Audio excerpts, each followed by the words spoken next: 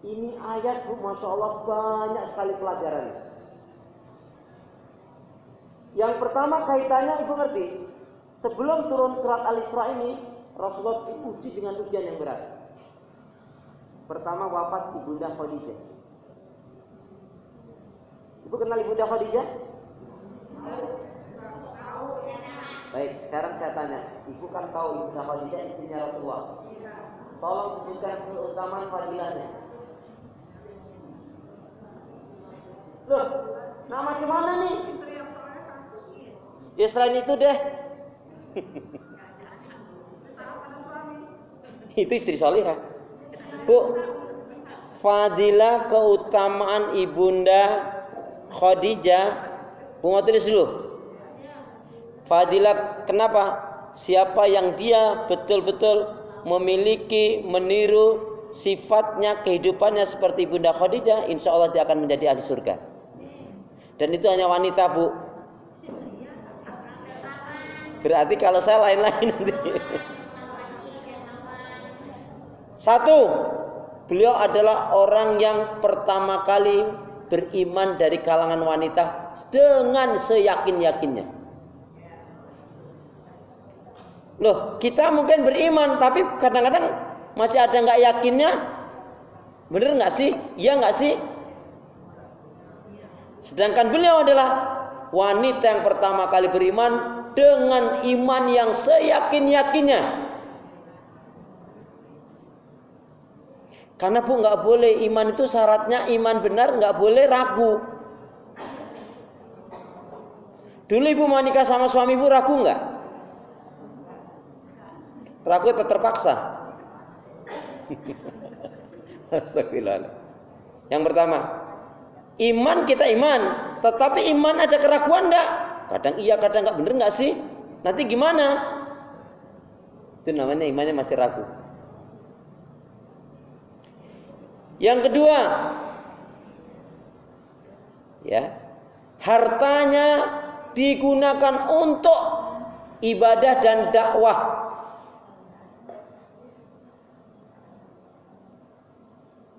Sampai-sampai beliau itu, Bu, kalau dibuat gambaran mungkin hanya mengambil yang 10% saja untuk dirinya. Yang 90% untuk ibadah dan dakwah. Ada nggak wanita yang kayak gitu, Bu, sekarang? Ibu, kalau di dompetnya Ibu ada uang 100.000, 50.000, 20.000, 10.000, 5.000 yang masuk kota infak berapa? Iya. Iya, itu kan luar biasa Ibu itu ya. Jadi beliau itu, Bu, semua hartanya pokoknya diserahkan Rasulullah untuk kepentingan ibadah dan dakwah. Beliau hanya mengambil secukupnya. Bahkan gelang cincin emas itu boleh kan, boleh, hukumnya boleh. Tapi beliau ya saking cintanya pada Allah, Rasul, ya, maka diserahkan semua. Itu, Bu, kalau nggak punya jiwa yakin dan dermawan sulit rasanya. Karena kedermawanan itu, Bu, betul-betul harus dibiasakan. Ibu ngerti nggak? Ketika orang meninggal, itu penyesalannya dua loh, Bu. Apa? Ingin infak sedekah yang banyak dan ingin menjadi orang yang solih-solihah. Hanya itu. Tapi kan nggak mungkin kalau sudah mati. Kullu nafsin dha'iqatul. Setiap yang berjiwa pasti akan mati. Orang kaya, orang miskin, pejabat, rakyat, murid, dah sampai situ. Kenapa Ibu pas lihat nyebut Ustadz kok sambil emosi nunjuk saya? Kenapa? Astagfirullahaladzim. Baik, jadi beliau adalah orang yang sangat dermawan, hartanya semuanya saking ya beliau hanya ngambil mungkin 5 atau 10% aja, Bu. Itu ya. Yang ketiga, Yang ketiga adalah beliau adalah istri yang sangat solihah. Bukan hanya solihah aja Bu, sangat solihah.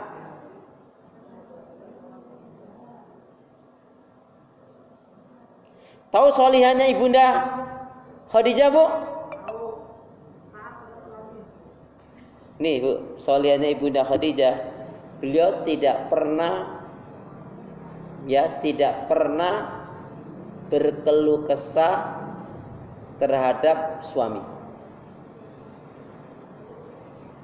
Makanya maaf Bu, seorang wanita walaupun rajin ngaji, kok dia masih ngomongin suaminya, berarti dia belum solihah. Banding-bandingin. Contohnya bilang ini, enak ya Ceng ya, situ suaminya baik pengertian, kayak suamiku payah error. Berdosa itu, nggak boleh. Karena apa? Itu aib keluarga, aib pasangan hidup, nggak boleh diceritakan ke orang lain. Ada kan wanita yang kayak gitu, nyeritain aibnya suaminya? Bu, saya tanya, ini tadi saya juga baru ngisi pengajian di Tebet tadi. Ibu-ibu kira-kira masih nanti di akhirat masih pengen ketemu suami apa enggak? Ibu yang di sana bilang, enggak Ustadz katanya. Ada satu ibu-ibu ini betul, dia bilang enggak, saya enggak kepingin. Kenapa Bu? Udah dah, enggak pengen dah. Dia bilang tuh, dan nak Ustadz katanya gitu. Berarti ada masalah. Tapi kata kuncinya nih Bu, salah potong rambut nyesel sesaat, salah pilih pendamping hidup nyeselnya seumur hidup jika mempertahankan kesalahan dan penyimpangan. Maka jangan pernah kau cintai orang yang tidak mencintai Allah. Capek, Allah jadi tinggal. Apalagi tiap hari semakin hari, berbulan-bulan, bertahun-tahun, gak semakin tampak perubahan menjadi baik, bahkan malah menyiksa hati. Dari ibadah gak dapat, dari hati gak dapat, dari ketenangan jiwa juga gak dapat, ekonomi juga enggak. Apa yang dipertahanin? Jangan pernah mencintai orang yang tidak mencintai Allah. Kalau ibu punya teman yang suaminya nggak baik sama teman ibu itu, kasih tahu teman ibu. Apalagi udah nggak sholat, belangsat, main perempuan, judi, mabuk juga. Kasih tahu teman ibu kalau ada yang punya suami seperti itu, agar dia buatin kopi dicampur dengan doa. Malah racun. Dicampur dengan doa, mudah-mudahan menjadi ruqyah. Mudah-mudahan menjadi wasilah hidayah. Malah racun, astagfirullah. Astagfirullahaladzim Bu ya. Atut aku. Serem Masya Allah. Yang ketiga, bentar Bu. Kesolehan Ibunda Khadijah, Ibunda itu solehannya itu di mana? Beliau tidak pernah bersuara keras terhadap suami. Beliau sangat ngerti Bu, sangat ngerti apa yang diinginkan Nabi.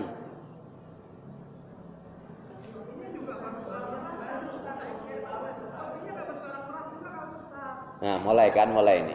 Ini cari aneh nih, mau tawar-menawar nih. Loh, kalau suaminya suara keras, kenapa harus diikutin? Makanya salah Bu. Bener gak singkapan gini Bu? Istri itu mah tergantung suaminya. Bener enggak? Enggak bener.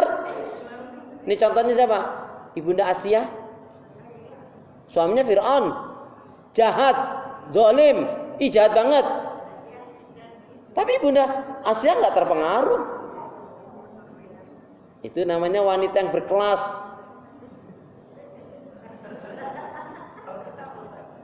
Ya Ibu tahu sendiri.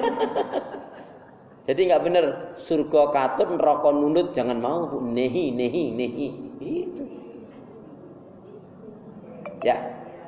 Jadi Ibunda Khadijah ini solehnya, taatnya ia dipandang menyenangkan, diperintah taat, ditinggal amanah. Masya Allah Bu. Dari beliau itu lahirlah anak-anak yang baik. Ya, solih. Solih aja Bu ya, solih aja ya. Karena Rasulullah dari Ibunda Khadijah nggak pernah hanya putra kan. Baik. Kemudian apa fadilahnya Ibunda Asiyah, Ibunda Khadijah, Bu? Masya Allah, nih Bu. Paling nggak bisa dengar orang susah, sulit, sakit, miskin. Ada satu keterangan menarik begini, Bu. Ada orang dari negeri jauh dari Hijaz itu Makkah sekarang ini. Ya, jauh. Dia mencari pekerjaan karena bapak ibunya sakit, tua, dan keadaan sudah keluarganya miskin, nggak mampu. Jadi saya menggambarkan gini Bu, biar gampang Bu memahaminya. Dia kalau kerja di tempatnya ini, sehari itu udah kerja berat paling banter 25.000. Kalau di Mekah itu bisa 125.000. Jauh sekali kan perbandingannya. Orang ini datang. Kamu dari negeri mana? Dari negeri itu saya lupa. Kenapa kamu kok jauh-jauh? Orang tua saya sakit, saya dari keluarga nggak mampu. Mudah-mudahan saya bisa merubah nasib saya. Apa yang dilakukan Ibunda Khadijah, Bu? Dia tanya gini. Betul yang kamu katakan itu keadaan orang tuamu seperti itu. Orang tua saya susah, saya ini bekerja ini biar bisa membelikan obat dan merubah nasib. Mau kamu jadi karyawanku? Tentu seneng banget, Bu. Yaudah, mulai hari ini kamu jadi karyawanku. Ibu ngerti nggak? Mulai hari ini kamu jadi karyawanku. Hanya suruh mengangkat berapa karung gitu. Itu kalau diwaktukan paling hanya 1 atau 2 jam saja. Setelah itu apa, Bu? Ya sudah, kamu sudah jadi karyawanku. Diupah utuh 1 bulan. Ini upah kamu, ya.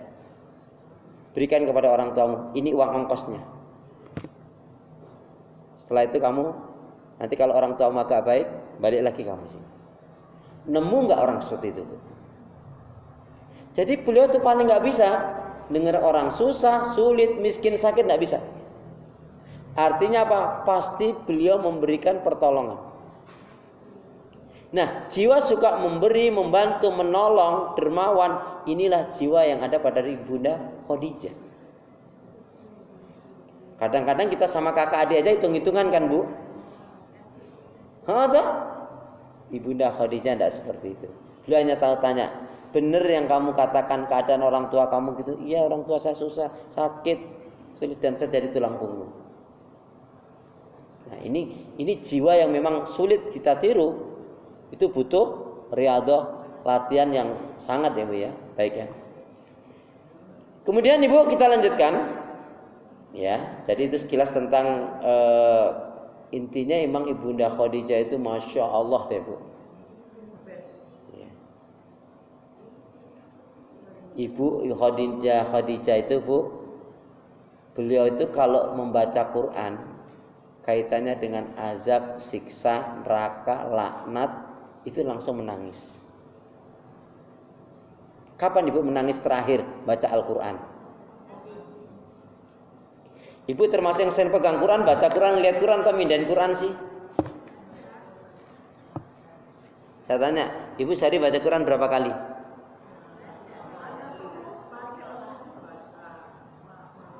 Ada yang jawab, alhamdulillah Ustaz saya baca Quran sehari 5 kali, Masya Allah.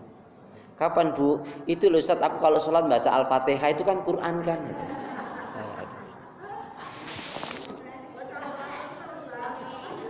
Ya tapi kan gak gitu juga lagi. Baik. Jadi kita kembali, sebelum peristiwa Isra dan Mi'raj Ibu, Rasulullah diuji dengan ujian yang berat, wafatnya Ibunda Khadijah dan Abu Thalib. Kenapa Rasulullah kok sedih juga dengan kematian Abu Thalib? Sedihnya bukan karena kematiannya, tapi ketika menjelang akhir diminta mengatakan la ilaha illallah, enggak terucap, mati dalam kekafiran. Saya Bu ketika haji ketemu teman, ada teman yang memang nasibnya baik, dia memang qadarullah pinter juga. Beliau sekolah di Universitas Madinah. Ya, kalau saya kelasnya lokal aja lah. Yang nggak pernah kepikir saya Bu, teman Ustadz yang di Universitas Madinah ini bilang gini, Ustadz Akhlis, Ngerti nggak Ustaz? Ratusan ribuan, bahkan mungkin masih jutaan loh Ustaz, penduduk Makkah Madinah ini, Saudi Arabia lah secara umum, itu masih banyak, mungkin ribuan, ratusan ribuan, bahkan mungkin jutaan Ustaz yang belum haji dan umroh.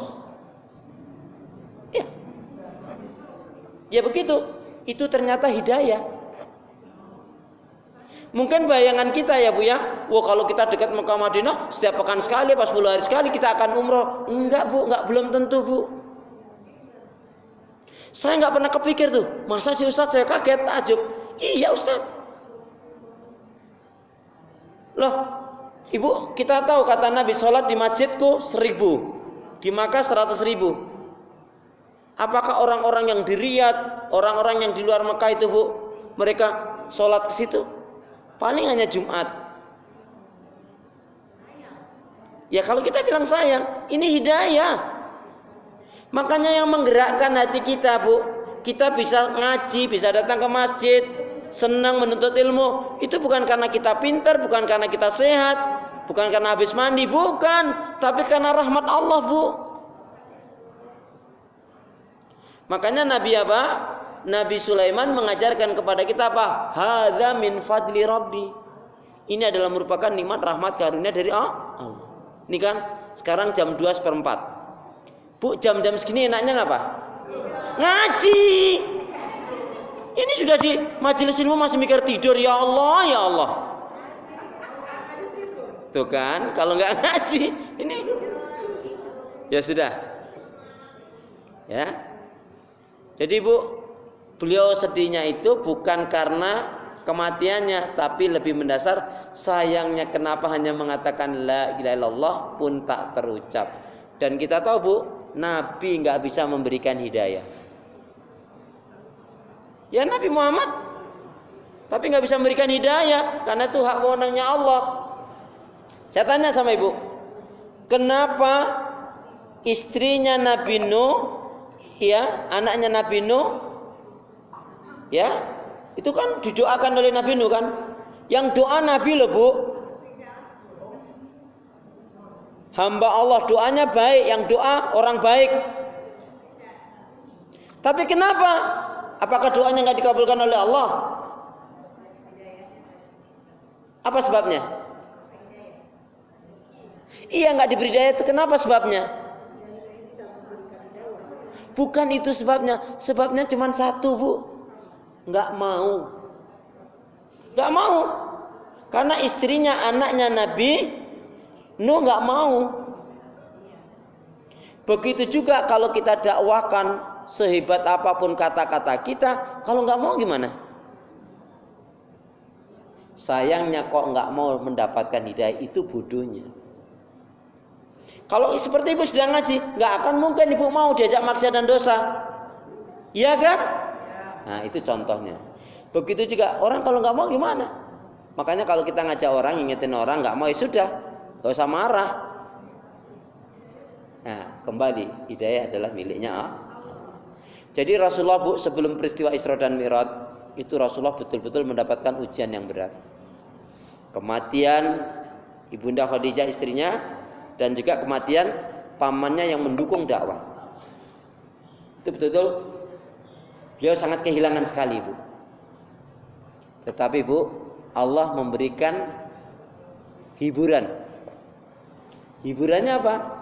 Isra dan Mi'raj. Ini pelajaran menarik. Bu, sebelum bicara Isra dan Mi'raj, ada orang yang sangat bodoh banget di dunia ini. Siapa? Oh, siapa dia? Orang ya Bu, ini dengerin Bu. Ya. Ada